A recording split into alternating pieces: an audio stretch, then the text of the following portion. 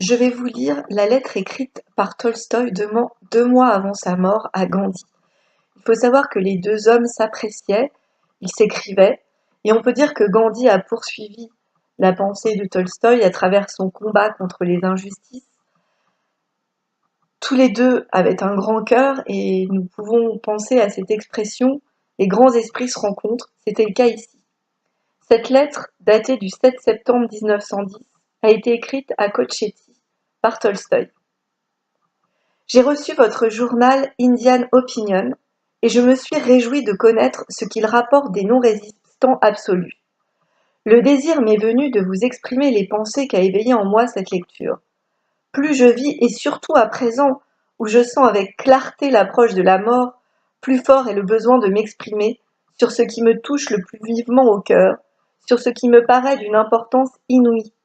C'est à savoir que ce que l'on nomme non-résistance n'est, en fin de compte, rien autre que l'enseignement de la loi d'amour, non déformée encore par des interprétations menteuses.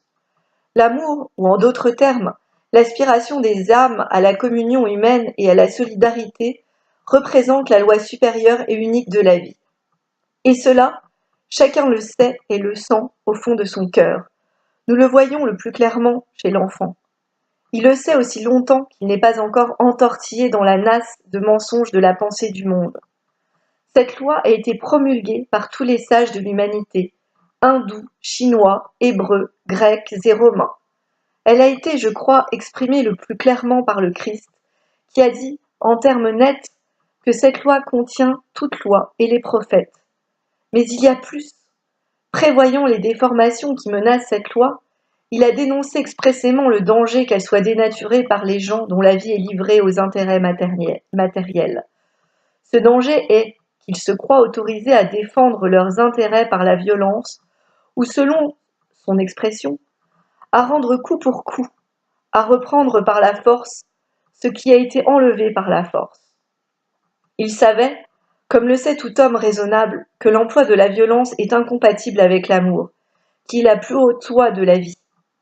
Il savait qu'aussitôt la violence admise, dans un seul cas, la loi était du coup abolie. Toute la civilisation chrétienne, si brillante en apparence, a poussé sur ce malentendu et cette contradiction, flagrante, étrange, en quelques cas voulue, mais le plus souvent inconsciente.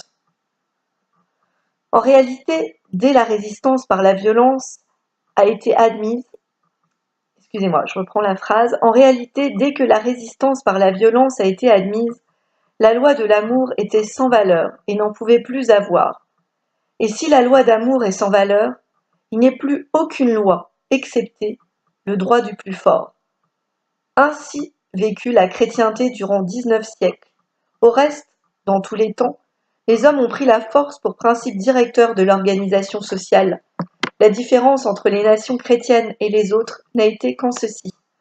Dans la chrétienté, la loi d'amour avait été posée clairement et nettement, comme dans aucune autre religion, et les chrétiens l'ont solennellement acceptée, bien qu'ils aient regardé comme licite l'emploi de la violence et qu'ils aient fondé leur vie sur la violence. Ainsi, la vie des peuples chrétiens est une contradiction complète entre leur confession et la base de leur vie, entre l'amour qui doit être la loi de l'action et la violence qui est reconnue sous des formes diverses, telles que gouvernements, tribunaux et armées, déclarées nécessaires et approuvées. Cette contradiction s'est accentuée avec le développement de la vie intérieure, et elle a atteint son paroxysme en ces derniers temps. Aujourd'hui, la question se pose ainsi, oui ou non. Il faut choisir, ou bien admettre que nous ne reconnaissons aucun enseignement moral religieux, et nous laisser guider dans la conduite de notre vie par le droit du plus fort, ou bien agir en sorte que tous les impôts perçus par contrainte, toutes nos institutions de justice et de police, et avant tout l'armée, soient abolis. Le printemps dernier, à l'examen religieux d'un institut de jeunes filles à Moscou, l'instructeur religieux d'abord, puis l'archevêque qui y assistait, ont interrogé les fillettes sur les 10 commandements, et principalement sur le 5e. Tu ne tueras point. Quand la réponse était juste, l'archevêque ajoutait souvent cette autre question. Est-il toujours, et dans tous les cas, défendu de tuer par la loi de Dieu? Et les pauvres filles, perverties par les professeurs, devaient répondre et répondaient non, pas toujours, car dans la guerre et pour les exécutions, il est permis de tuer. Cependant, une de ces malheureuses créatures, ceci m'a été raconté par un témoin oculaire, ayant reçu la question coutumière « Le meurtre est-il toujours un péché ?» rougit et répondit, émue et décidée « Toujours ». Et à tous les sophismes de l'archevêque, elle répliqua, inébranlable, qu'il était interdit toujours, dans tous les cas, de tuer, et cela déjà par le Vieux Testament. Quant au Christ, il n'a pas seulement défendu de tuer, mais de faire du mal à son prochain. Malgré toute sa majesté et son habileté oratoire, l'archevêque eut la bouche fermée, et la jeune fille l'emporta. Oui, nous pouvons bavarder dans nos journaux sur le progrès de l'aviation, les complications de la diplomatie, les clubs, les découvertes, les soi-disant œuvres d'art, et passer sous silence ce qu'a dit cette jeune fille. Mais nous ne pouvons pas en étouffer la pensée, car tout homme chrétien sent, comme elle, plus ou moins obscurément. Le socialisme, l'anarchisme, l'armée du salut, la criminalité croissante, le chômage, le luxe monstrueux des riches, qui ne cesse d'augmenter, et la noire misère des pauvres, la terrible progression des suicides, tout cet état des choses témoigne de la contradiction intérieure qui doit être et qui sera résolue. Résolue, vraisemblablement, dans le sens de la reconnaissance de la loi d'amour et de la condamnation de tout emploi de la violence.